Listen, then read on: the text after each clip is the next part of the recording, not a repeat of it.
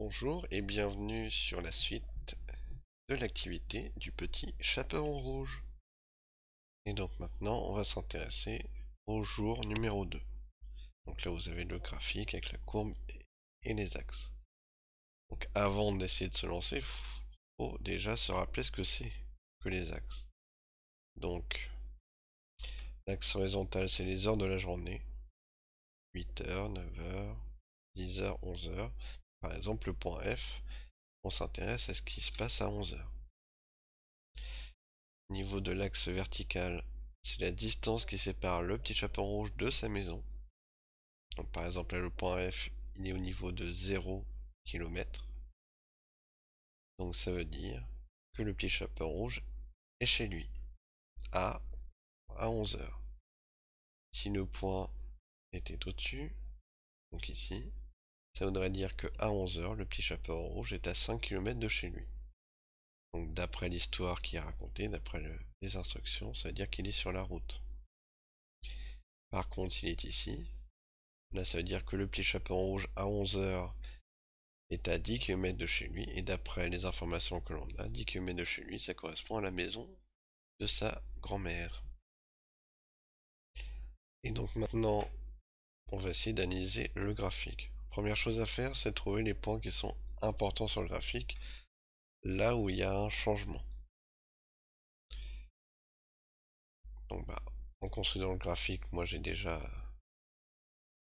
fait ces points, donc je vous les affiche. Ah, il y a un truc qui me plaît pas.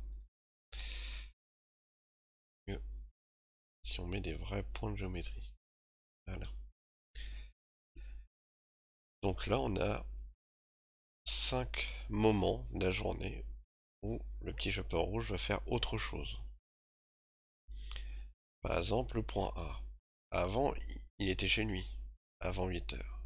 À 8h, il va sortir de chez lui. À 8h pile, il est encore chez lui. Et juste après, on voit que ça change.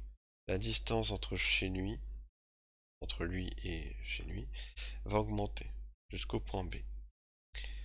Donc qu'est-ce que ça veut dire ça? Ça veut dire qu'il sort de chez lui et qu'au bout d'un certain temps, il arrive chez sa grand-mère. Alors là, on peut essayer de se rappeler ce qu'on a dit au niveau des moyens de transport. Il y en a deux. Soit il va à pied, soit il va en bus.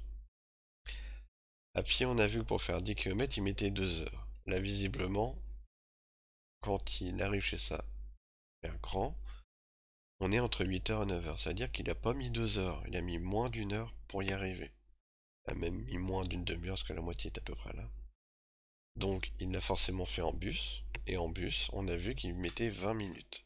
Donc ça veut dire qu'au niveau du point B, il est 8h20, et donc il est chez sa grand-mère.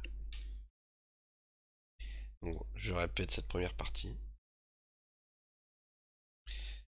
Entre le point A et le point B, c'est entre 8h et 8h20, et il se déplace en bus jusqu'à chez sa grand-mère.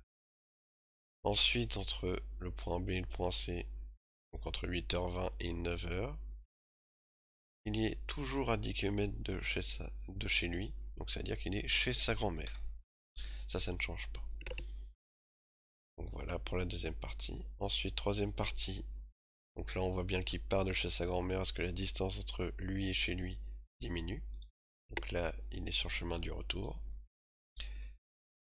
Et au niveau du point D, il y a un changement. Là, il revient lentement et d'un seul coup, il revient plus rapidement. Donc là, entre C et D, il met 1 heure pour faire 5 km. Donc entre 10 et 5 km, il y a 5 km. Il met 1 heure pour faire ce trajet. Donc là, il est 1 heure pour 5 km. On a vu dans les questions précédentes que c'est à pied. Et entre D et E, il met pas 1 heure, il met beaucoup moins d'1 heure. Donc ça veut dire que là, il est en bus.